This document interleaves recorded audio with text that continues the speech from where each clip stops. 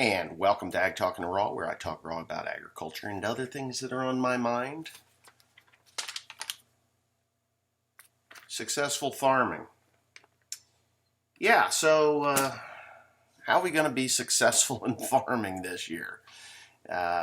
It's not going to be an easy road, I don't think. I think it's actually going to be quite tough to be successful this year. Last year, well, I shouldn't say that. I don't want to be discouraging. I think that farmers have to really mind their P's and Q's, inputs, and make smart decisions when it comes to new purchases of equipment and stuff. For sure, it's just the way the year is going to be. I'm not sure whether it's going to be good, bad, or indifferent. Now, of course, recently we've seen some increases in corn pricing. And some soybean increases after the decreases, obviously. And, don't let that fool you. These increases in corn and soybeans are not offsetting the input costs by much. We've been plagued with high input costs, and if you're not a farmer, you probably think that we're all getting rich because eggs are $5, $6, $7 a dozen, depending on, and as much as $9 a dozen if you want the organically raised, pasture-fed eggs. We're not getting that. We're not getting, we may be getting some of that, but it's the middleman processor fees and stuff.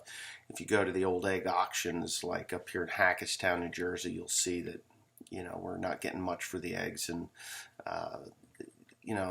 hay and grain is not selling for what it's going to, what it should offset the input costs. And I'm not talking about fertilizer and lime.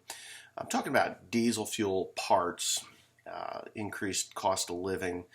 Yes, we as farmers do go to the grocery store and we do see. It's not like we've got a canning operation downstairs here where where we're canning everything. And not saying that we don't. I'm just saying that we don't can everything. We just don't do it, and the majority of farmers don't do that anyway. That is a practice that kind of left in the 70s and early 80s. And as the older people that lived through the Depression found out and realized that canning stuff from your private personal gardens and even meats and stuff, you can can or jar meats. They jar it in mason jars, and there are people that still do it, but they don't do it on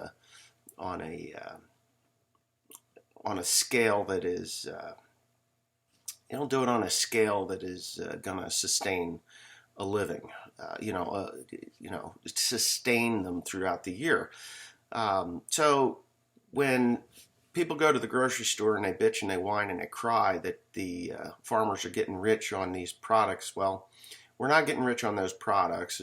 It's the middleman, for that matter.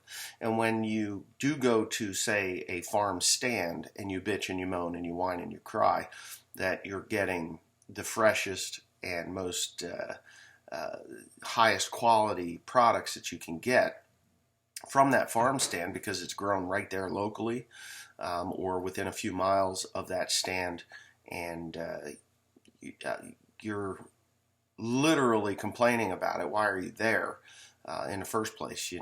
Did you want the freshest? Do you understand that that's actually what it should be in the grocery stores? And it isn't. The farmer has to put up the stand. He has to put up the refrigeration. He has to, if he wants to refrigerate it or freeze it or whatever it is, it takes time to harvest it himself. Most of these small farm stands don't have mechanical harvesters, and there's not teams of illegal aliens out there picking these products. It's the farmer, his wife, and his children, and maybe a hired man if the children have grown up and realized that there's a better life elsewhere, working for somebody where they can receive health care and a pension at the end of their 25 years. Farming isn't that way. It's basically you check in when you're 5 years old and you check out at 75. That's just the way this is. Unless you go bankrupt and lose everything, which is a possibility for a lot of farmers this coming year. We'll see. We'll see how that goes. I don't know what the future holds for farming on in this country or around the world anyway. You know, there's going to be family farms, I should say. Farming will always take place, but it will be, you know, an important part to keep the world working. But if you are in a grocery store bitching and complaining because you think farmers are getting rich doing this, try farming. You know, that's just a really a simple answer to it. You know, you can whine and cry that you've got it so hard paying for your groceries. And believe me, I sympathize for you. I think that it is hard to pay for groceries. I find it rather appalling that you go down to the grocery store and you have to pay $7 for eggs. But on the other hand, I would pay $7 for a dozen of eggs from a local farm stand if that was his business, if he raised eggs or, you know, raise chickens for eggs and stuff. I honestly think that right now the egg business is probably pretty good. There for a while it wasn't. You know, you get a dozen eggs for $2.60. All right, now chicken doesn't lay an egg every day, just so you all know. Chickens don't lay an egg every single day. It's like 5 out of 7 if you got good chickens. 5 out of 7 days you get 5 eggs out of 7 days, for the most part. But when you have, say, 2,000 birds and you get 1,800 eggs or you know, 1,000 eggs a day, 1,800 eggs to 1,900 eggs a day, that's fine. You know, you can live with that. But, you know, they're on kind of rotations. But as they get older, chickens get about 2 years old, they stop laying eggs consistently. You'll go from 5 eggs a week to down to 4, then to 3, then to 2, then to none. Those chickens need to be culled, and that's when a good poultry house, you'll know which chickens are the older chickens, and you'll cull them out. It's chicken soup then, you know. I mean, if you've ever watched Chicken Run, Mrs. Tweety, you know, Mrs. Tweety, then you'll know what I'm talking about. The chickens don't lay eggs, they gotta go. And honestly, layer birds don't make good chicken soup. Or make anything. They're just, I don't know what they do with them. I know when I was young, we just kind of kicked out the ones that were not laying anymore, and the fox got them, you know. It was, you're on your own now, suckers. And I did that several times, and I ended up with chicks, you know, and it was all right, because for some reason when they're out of it was a free-range chicken house that I had. I mean, they weren't confined. They could get their water and their feed, and I'd like to do that again with William. I think that it would be really a fun thing for him to do, is to have about 100 chickens and, you know, learn the responsibilities of taking care of them and maybe making a little bit of money on the side doing that. I did it when I was young, even when I was older. We had chickens, and we had an egg route and stuff like that. It was always good fun, and we made a little bit of money at it. Like today, you know, $7 a dozen $7 a dozen, we'd be making pretty good money on eggs. Even my sister even sells eggs. It's kind of crazy, but I don't know how much money she's making. She just wants to pay her taxes. I kind of want to make a living at it. But anyway, yeah, so what are we going to do to ensure that we make money? In the Successful Farming magazine, I don't think it's this one, I think it was one before, there's different products that they're trying to hawk out there. One is to cut your nitrogen inputs down, or nitrogen costs down by like 80%. I don't know what it is. I don't know what it does. They tried this stuff back in the mid 2000s, like 2005, 6, 7, you know, mid 2000s, with a product that was a nitrogen stabilizer. The problem with nitrogen stabilizers is it's a bactericide, and these bactericides kill the bacteria, the biology in your soil, including the mycorrhizal fungi. I mean, it just killed it, and then the nitrogen wouldn't gas off, And as your biology would repopulate that area, then your nitrogen would be extended. I don't like that. I don't like that at all. If you're going to do something, if you want to stabilize your nitrogen, yeah, it's going to cost you a little bit more, but ESN, or the ESN, extremely stupid nitrogen, or a polycoated urea is what you would call it. And you can get that in a sulfur polycoated urea as well. Sulfur actually is a bactericide. It will inhibit your bacteria's growth. So you kind of got to be careful with that. But I'm looking for this article in here on this particular thing. I don't know what it is. And I'd like to learn a little bit about it, because if it's not a bactericide and I can actually reduce my nitrogen inputs and gain the same response, that'd be great. Now, on the flip side of that coin, to save your nitrogen for later in the season, cover cropping is very efficient at doing that. Learning how to cover crop is important, and learning how to treat your cover crop is very, very, very important as to how your cash crop comes out at the end. Like, what are you talking about? It's cover crop. You put it out there and it scavenges nutrients and stuff. Well, yes, it does. But a lot of farmers don't realize this, and they should realize this, but they don't, is that when you buy, we'll just use a simple 12-24-24 in 100 pounds. The fertilizer companies like to add numbers to that, which I understand why they do it, but I like to say, okay, I'm going to put, to grow a crop of corn, I need to put, say, 600 pounds of 12-24-24, or 23, 12, 23, 23, 5, or whatever it is. 11, 23, 23, 5, which is your sulfur. You got to add some sulfur to that. Or boron, you can add that to it as well. Only about 12 to 15% of that, depending on the health of your soil, is going to be available to your cash crop, right? So how do you yield more of your inputs? And it doesn't mean that all that phosphate and potassium are just going to run off with the water, because that's the last thing you want it to do.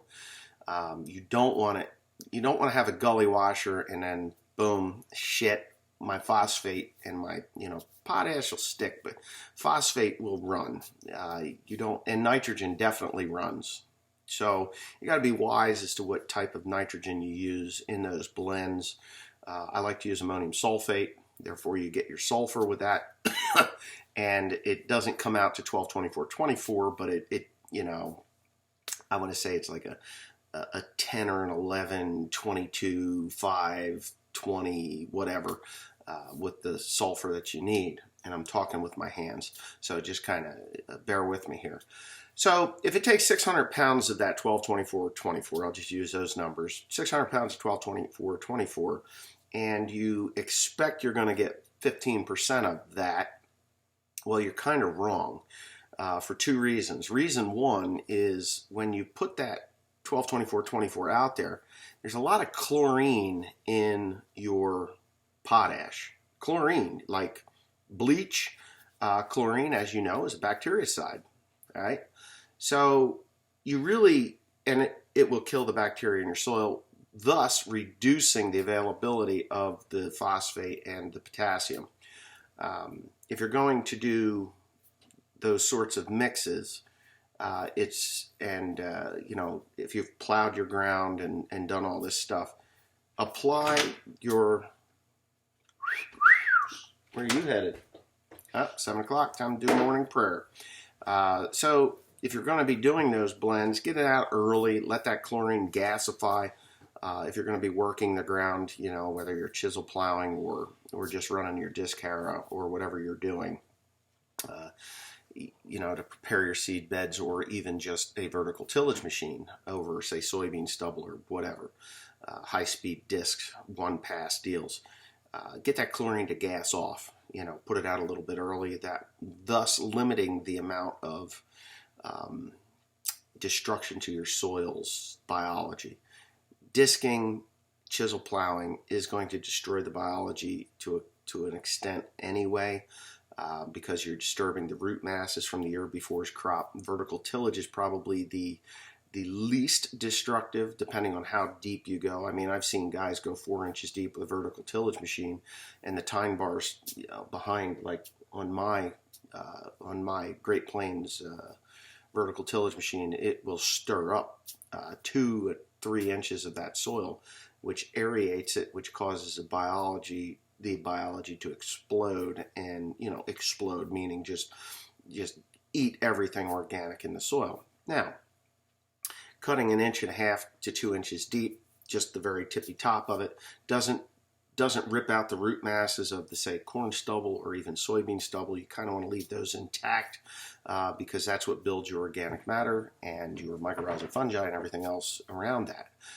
will stay intact and grow, and you'll get your aggregates deeper in the soil, which allows water infiltration and the whole spiel. But if you really, really, really, truly want to increase the yield of the fertilizer that you're purchasing, cover crop, right? So cover crop greens up in, just say, late March. Mid to late March, you start to see the rye, the clovers start to green up and do their things. I have a 3-way cover crop on now on almost 800 acres, just say 750 acres or so. And I have 450 acres of wheat that's out there. That's a single cover. Not sure what I'm going to harvest and what I'm going to just use as a cover. Cover crops work in a multitude of multifaceted way. So once your cover crop starts to green up, that's the time you want to put your P and K out there. Nitrogen, phosphate, potassium. I'm not telling you to dump it all out there. Obviously, if you reduced your rate to, say, 500 pounds of 12, 24, 24, so that's 12, 24, 36, 48, 60 units of nitrogen, that is not going to get you the greatest crop of corn that you're expecting. But what it will do is it will feed that cover crop. And you're probably wondering, why the hell do I want to feed the cover crop? The cover crop is already scavenging nutrients and breaking that nutrient down. Yes, it is. And you're still going to have to put down a portion of your P and K, or you're going to have to put down your P and K. Your cover crop then becomes a storage unit for the P and K and and P and K, sulfur, phosphate, whatever you've got out there, boron, whatever you're putting out there, zinc, whatever you need. So now that cover crop has grown immensely. It's like, oh my God, it's green, it's lush, it's growing like crazy, and it is now a storage unit for those nutrients that you put out there. Now, your corn. You put your corn, or even your soybeans, depending on what fertilizer you're putting out for your soybeans, 1145. Nitrogen does work for soybeans. You don't want to over-apply nitrogen for your soybeans. A little bit of nitrogen, just say triple 19. You put 150, 200 units of triple 19 out there, and your cover crop is growing good, and your soybeans are now being planted. Whether you terminate the cover crop before you plant or after you plant, that's entirely up to you. I like to terminate it after I plant soybeans and corn. I think I'm going to change that up a little bit this year, but that's what I like to do. Right, dear? Yep. Right, yeah. Mm-hmm. So your P and K are out there. A little bit of your nitrogen is out there. For corn, you're going to need to come back in with nitrogen anyway. I would suggest over the liquid, if you're going to be broadcasting anything, I would suggest the ESN. The reason I suggest ESN is because, or polycoated urea, is because it will break down every time it rains. A little bit of nitrogen will come on, and the wax coating or the wax that it is embedded with will, or the coating that it is embedded in, will break down a little bit more every time. Now, if you get into a dry year, you're not losing your nitrogen. You'll still get nitrogen later in the season. If you get a wet year, it's not going to over dry because it needs the sun to break it down, so on and so forth. it works. Now, the cover crop that has now stored your nutrients that you've put out there are now going to start to break down. Every rain shower you get, it's flushing nutrient out of that plant and into the soil, which then is already available to the growing cash crop. So if you can bring your input costs or the inputs that you put in, if you can bring that percentage of that up to say 20%, which is ideal, 20-25%, which is ideal, and then you're getting that late season infusion of already broke down, available immediately to the plant through the soluble water, the water solution. It's like wheat straw. Go out and harvest wheat, blow the straw back onto the ground. Rainstorm comes, washes the potash out of the straw.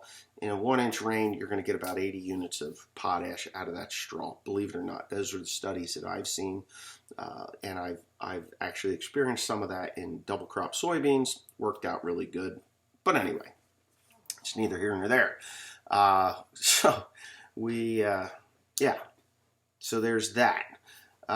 If you do double crop soybeans and you leave the straw, you're doing well. You're going to do well. If not, throw potash onto the wheat in the spring. If you know you're going to double crop and you want to take that straw away, throw potash on that wheat in the spring so that the potash is gassed off. The biology is raging. As you bale that straw, plant those soybeans, you're not going to worry too much about am I going to have enough potash on my soybeans or not. So, and you can always come back in with, say, a little bit of nitrogen for those soybeans anyway, and that you can use like ammonium sulfate or your ESN or just straight urea. I really would steer away from straight urea unless it was you were putting it on in a mist or a light rain event so that it would dissolve and get into the soil, and your soybeans could pick it up and give the soybeans a little bit extra nitrogen before they start producing their own nitrogen through the nodules. Don't overdo the nitrogen. If you overdo the nitrogen, your plants will never produce nitrogen on its own. It will inhibit it from doing that. So those are my thoughts and ideas and my experiences with trying to yield more from your input costs in a year like this. Now, obviously I'm no-till or ultra-minimum till, as I call it, with the vertical tillage machine, thus reducing my need for tons and tons of diesel fuel. I actually have reduced my diesel fuel inputs by about a third by doing no-till. The one-pass vertical tillage machine and just plant then after 1.5 inches deep, 2 inches deep. You want to set that, if you're doing soybeans, 1.5 inches, corn 2 inches deep. Why deeper for corn? Because I want that seed corn to enter into undisturbed soil and the seed bed prepared so that the closing wheels pinch that shut. And I want it, because we're in a heavy clay area, I kind of want that to be soft for the seed to emerge equally and evenly and to dry that soil out just a little bit. So if you get into early spring.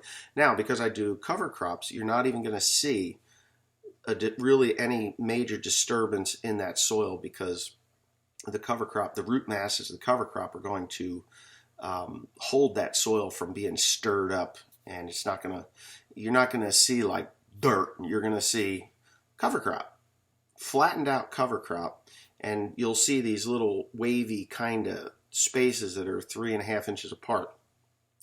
But because of the disc, it's going to be like 3 inches apart. I kind of like to plant against the grain.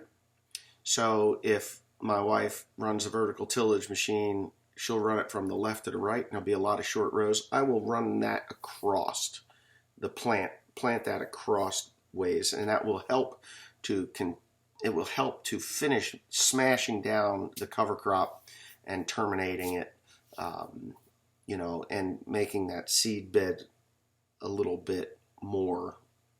It just seems to work better for me. Plus, that vertical tillage machine slices down 1.5 inches, 2 inches, and that allows like light rain showers to flush any of the nutrients that are coming out of that cover crop that's been terminated.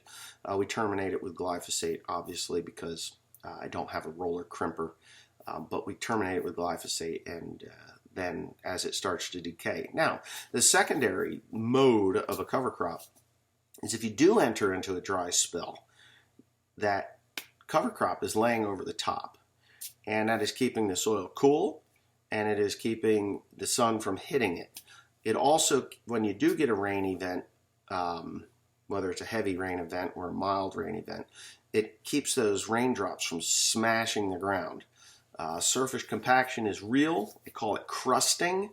If you're not a farmer, you don't know, but if you are a farmer, you know what crusting is, which can be a real pain in the ass.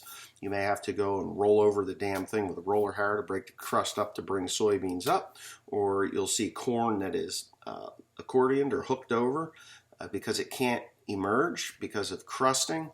To avoid crusting, cover crops will avoid crusting at all costs. What happens is as the raindrops fall at 18 to 22 miles per hour, it hits that cover crop, splashing it and reducing the impact on the soil, which thus reduces the compaction or surface compaction of the soil. So if you're not really into no-till or into cover cropping and you find what I'm telling you to be abstract and weird, maybe you're interested or not interested in it. There's a lot of information on the internet which will give you the same information that I'm giving you here.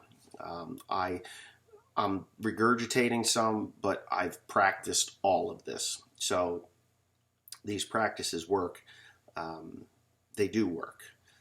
Trash residue, resizing trash residue from corn is very important. So that's why I like the vertical tillage machine as well. Because the tine bars and the firming wheels on the back of the vertical tillage machine actually throw a tiny little bit of dirt up onto the resized residue. The resized residue is now open for bacteria to get in and start the breakdown process. Nitrogen stabilizers will inhibit that process. So there you go. And some of these products that are out there, to break down corn stalks and stuff, they're good products, don't get me wrong, but when you buy them, there's an expiration date on those biologicals to break down corn stalks. Look at the best use dates. You have to use it right away. But the cheapest thing that I have seen to break down corn stalks is actually liquid nitrogen. Spray liquid nitrogen, even if it's just 10 gallons, it'll break down those stalks. Biology likes nitrogen. A watered down solution will work just fine as well. If you want to put a higher volume out, like if you want to put 20 gallons to the acre, but you don't need 90 units of nitrogen, 30, 60, 90, you don't need 90 units of nitrogen or so. You only want to put down 20 units of nitrogen or 30 units of nitrogen. 5 gallon or 10 gallons, 7.5 gallons of nitrogen versus the remainder in water, just so you get a nice even coating over top of that. That'll get that biology up and going. But I like the vertical tillage machine. Personally, I think it does the best for resizing, dirtying it up, and let the natural processes go to work, especially with the cover crops and stuff. So if you've listened to me for the last 30 minutes and you've enjoyed this, give me a thumbs up. If you didn't enjoy it, go ahead and give it a thumbs down. Traffic's traffic. Leave a comment on your thoughts and questions, please, in the comment section below. And I hope everybody has a wonderful start to the spring of 2025. I know it's going to be rocky for many of us. It's just going to be a rocky start. Hopefully, and I mean hopefully, we can all pull it together, get through another year, and hopefully better times are on the horizon.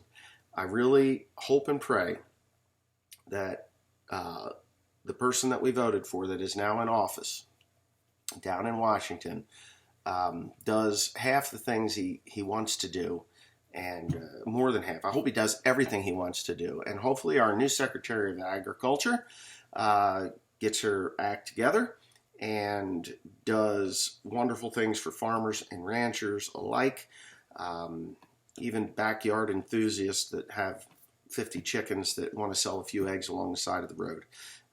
I hope that everyone is prosperous in agriculture. And to the city folks that think that farmers are gouging everybody, we are not.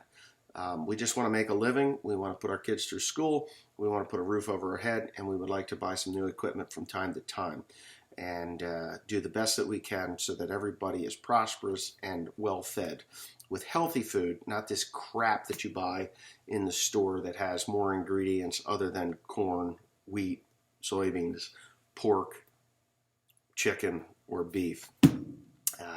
So hopefully the Health and Human Services side of this gets the United States Department of Agriculture to get on board with stop putting enhancers and preservatives into our food supply that is ultimately killing us. So anyways, with that, give me a thumbs up, thumbs down, comment, question. You're all welcome. Enjoy the day, and God bless you. God bless you all.